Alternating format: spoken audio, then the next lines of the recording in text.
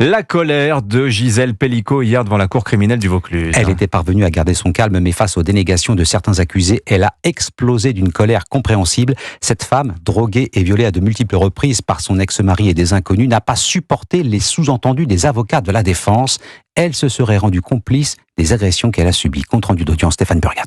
Si l'avocat de Gisèle Pellicot choisit de l'accompagner à la barre, c'est en connaissance de cause. Il sait très bien ce qui attend sa cliente à ce moment-là. L'interrogatoire des avocats de la défense vise à la discréditer en revenant notamment sur ses mœurs supposées, avec toute une série de photos intimes dévoilées sur les écrans de la salle d'audience, photos retrouvées sur les disques durs de son ex-mari. Gisèle Pellicot s'insurge, plante son regard dans celui de ses adversaires et s'interroge: est-ce moi la coupable et ai-je 50 victimes derrière moi? Son avocat, maître Babonneau, le reconnaît. C'est une épreuve pour elle, mais sa détermination reste intacte. Je pense qu'on rentre maintenant dans le vif du sujet. Est-ce qu'on est obligé d'élever le ton sur la partie civile, lui demander si elle laisse la porte ouverte quand elle va aux toilettes, lui poser la question est-ce qu'elle n'aurait pas des tendances exhibitionnistes? Oui, par moments elle s'énerve, mais elle répondra à toutes les questions. Dans un procès pour viol, il y a des questions qui sont posées et qui sont souvent des questions très difficiles. Et c'est justement ce qui fera dire à une Gisèle Pellicot scandalisée qu'elle comprend pourquoi de nombreuses femmes victimes de viol hésitent à porter plainte en raison du grand déballage qui suit la procédure.